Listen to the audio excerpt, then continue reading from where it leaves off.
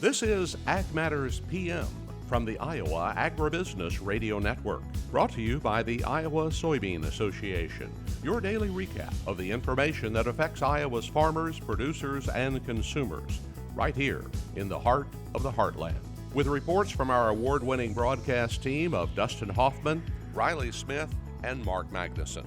Now, from the IARN studios in Des Moines, here's Dustin Hoffman. Well, good day, everyone, and welcome to Ag Matters PM from the Iowa Agribusiness Radio Network. I'm Dustin Huffman. Today is Wednesday, June the 28th, 2023. We're so glad you could join us. Coming up in today's program, we'll talk with Iowa Ag Secretary Mike Naig. We'll also take a look at that forecast, but first, let's kick things off by checking out the markets. It's time now for the Ag Matters PM Closing Market Summary, your source for market analysis and settlement prices from the day's trade in Chicago, courtesy of the folks at agmarket.net. Well, we're at the end of another trading day, and we're going to turn to Tyler Schau of agmarket.net. Tyler, it's been an interesting couple of days in that marketplace. What did we see on the grains today? Another big time down day. I guess the old adage was always take the stairs up, elevator down, and here in the last 2 weeks we've taken the elevator up and the elevator back down. So basically went and took out all of the gains from early last week and late in the week prior, and so basically if you take the last 10 trading days, we're right back to where we started, pretty much across the board on all of the grain contracts. A rough day to weather market. If anyone thinks they know how to trade a weather market, keep trading another week and tell me if you still know how to trade it. Well, that's definitely true. I know we were talking about the fact that they were saying that there was rain forecast for some of the dry areas, and I even looked at Iowa this morning and they said 0% chance, and it had been like 70 earlier. So I'm like, oh, here we go. Another day we're not going to get it. And then all of a sudden we're getting a little bit of rain here and there, and I'm like, for a 0% chance, boy, I wish I could get that guarantee every time. But of course, wasn't everywhere. It was mostly the South, but everybody's just kind of taking what they can get, and some of those mornings have had some heavy dew. So, I mean, at least it makes you think that maybe this moisture is going to start going to seed pretty soon. Yeah, and that's the general thought across the Corn Belt is the crop desperately needs water. There's no doubt about that, but it's hanging on. And as you know, everyone will tell you July is the important month. So, it's holding out hope. It can catch some rains here in July if the pattern does change. You're probably looking at a better crop than maybe we were looking at a week ago at this time. I think that the 181 yield by the USDA, I'm fairly certain we'll see that trimmed in upcoming WASDE reports. But as you've probably had mentioned multiple times from other brokers on these calls, we can stand to cut a lot of production out, and we can basically wipe that off the balance sheet with cuts to demand here in the coming months. Yeah, it has definitely put us in a little bit of a precarious situation. But in outside weather, of course, we had that hiccup over the weekend in Russia. I know that got wheat all excited. And what other outside things are really influencing it besides just the weather?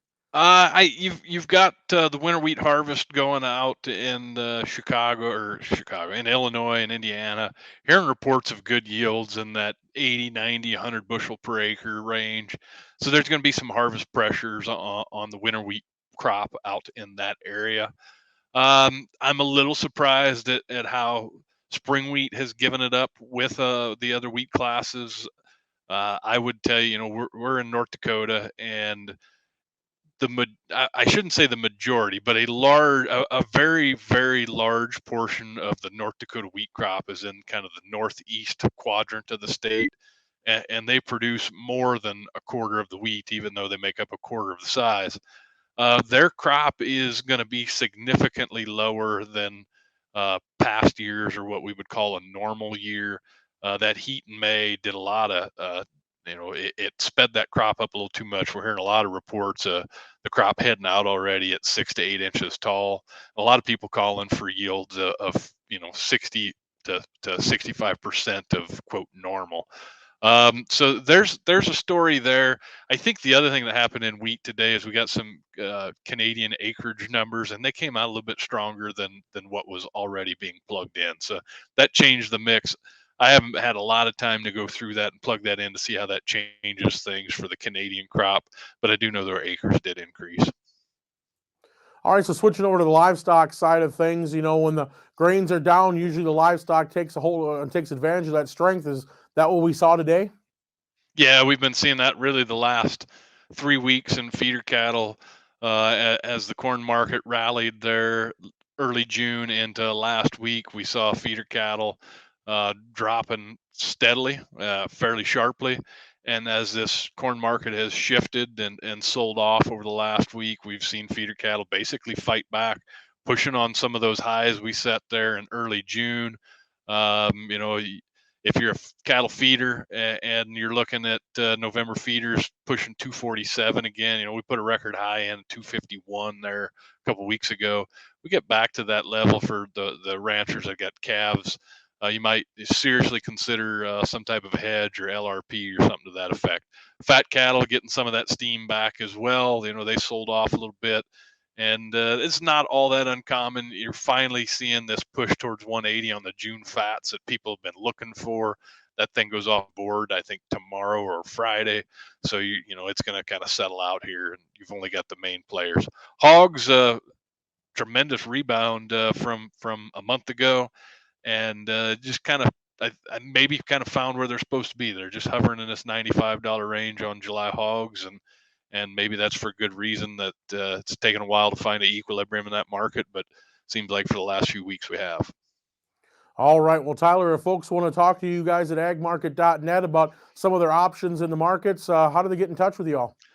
Check us out on the website, agmarket.net. If you want to call me directly, number 701-987-6009. All right, Tyler. We thank you so much for the insight. We'll talk to you again real soon. You bet. Take care, Dustin. And that's Tyler Schau of agmarket.net. Let's go ahead and take a look at those closing numbers. Those come to us courtesy from the folks at Bar Chart. July corn down 33 at 5.90 even. September down 25 at 5.31 1/4. December new crop down 24 1/4 at 5.36 3/4. July beans down 44 at 14.51 even. August down 34 1/2 at 13.61 even. November new crop down 29 1/4 at 12.65. Soy meal was down $6.30 at $393.70 per ton. Soy oil $1.23 lower at $57.67. Chicago wheat down 29 1/4 at $6.69 3/4. Minneapolis down 27 at $8.18 1/4. Kansas wheat down 33 3/4 at $8.05 3/4. And September oats down 7 at $3.93 1/4. August live cattle $1.37 higher at $173.87. Feeders $1.75 higher at $240.25. Lean hogs up 15 cents at 94.27. Pork cutouts unchanged at 99.50. Class 3 milk down a penny at 14.92. Well, that's been a check of our ag market recap. We're going to take a short break and hear from our sponsor, the Iowa Soybean Association and the Soy Checkoff. And when we come back, I talk with Iowa Ag Secretary Mike Naig. This is Ag Matters PM. Iowa Soybean Association is driven to deliver for Iowa's 40,000 soybean farmers. We're proud to provide objective agronomic research, a helping hand with soil and water stewardship, and timely industry news powered by the Soybean Checkoff. Learn more at iasoybeans.com. Welcome back to AMPM from the Iowa Agribusiness Radio Network. I'm Dustin Huffman.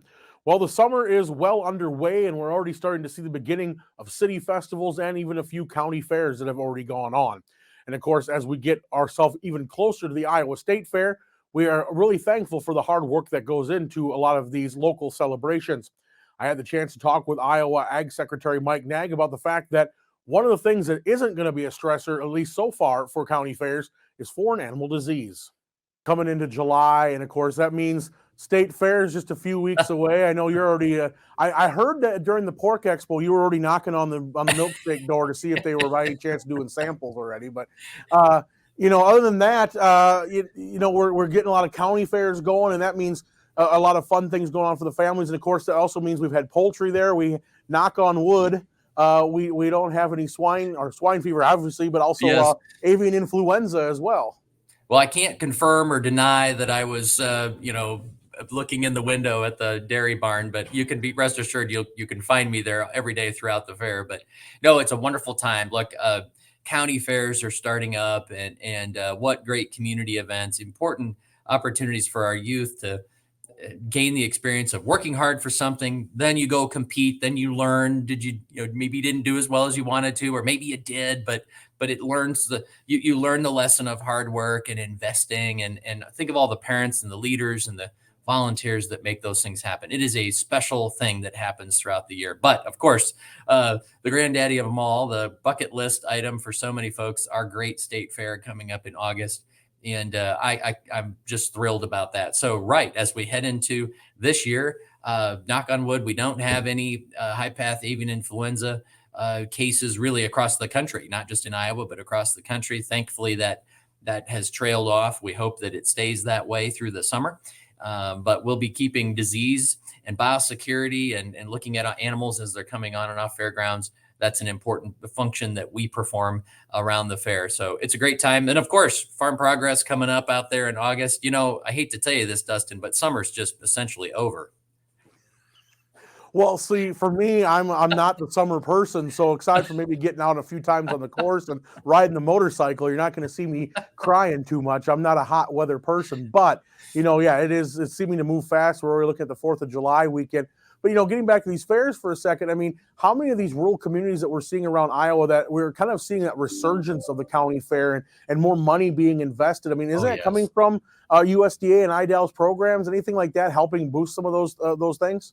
Aren't these great? They're just great community events. Yes, there's a kind of a standing appropriation that state fairs receive. It's not much. I have said more than many times that if you want to see an organization that can stretch $1, you should talk to a county fair association.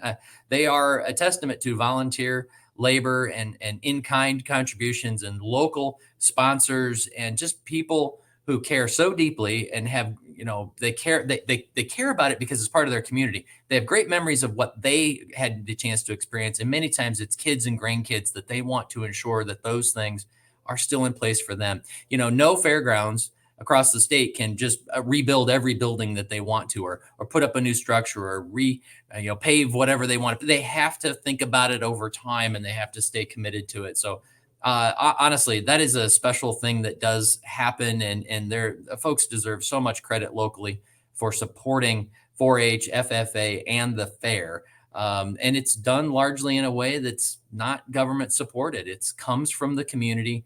It comes from people who care deeply, and they put their shoulder to it, and they write checks and they support that. And it's not just in word, it's in deed. So what was a young Mike Naig showing at some of those county fairs? Well, I can distinctly remember a year where I'm one of 4 kids, and I think we showed everything. I had sheep, pigs, cattle. I even showed rabbits one year. We all had static exhibits. And I think I remember getting home that year and my mother saying, we won't be doing that again this year. So we had to kind of narrow it down just a little bit in subsequent years. But just the classic 4-H experience. We did it all, and loved every minute of it. Yeah, enough can't be said about the parents who drag the kids around with all those projects. Well, and of course, the ultimate is, and the record book that has to get done, the night before it's due. No, I mean, I'm sure other families didn't do it like we did, but just again, good lessons learned, and so many great memories. All right. Well, Secretary, we thank you so much for your time again today, and look forward to talking to you again next month. Sounds good. And that again was Iowa Ag Secretary Mike Naig. Let's go ahead and run down that ag weather outlook.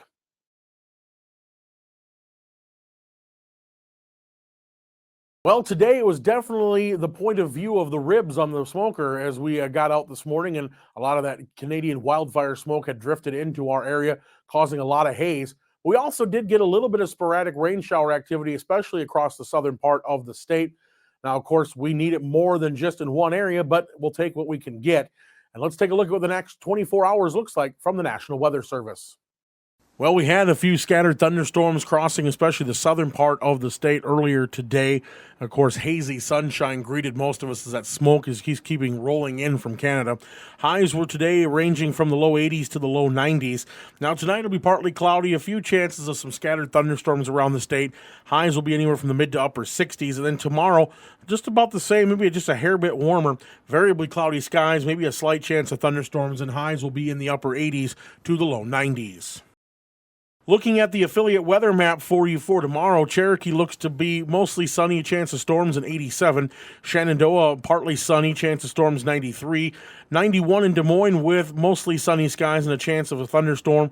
Waterloo is looking to be partly sunny with a chance of thunderstorms in 90. That'll be the same in Albee. Again, partly sunny, 90 and a chance of thunderstorms. Clinton looked to be partly sunny, chance of some scattered storms, and a high of 91 degrees. And that's been a check of the Ag Weather Outlook. And with that, we're at the end of today's show. You can find all our content online at iowaagnet.com. You can also follow us on Facebook, Twitter, LinkedIn, TikTok, and on our YouTube channel. While you're there, don't forget to subscribe and hit the bell icon so you're notified every time we put out a new episode of AMPM. And also you can catch up on some of the Brazil series that we've been running for the past few weeks. You can also check out our free Twice Daily Market podcast on Amazon, Apple, Google, Spotify, and Podbean. From the IARN studios in Des Moines, I'm Dustin Huffman. For Riley Smith and Mark Magnuson, we thank you for watching. This has been Ag Matters PM.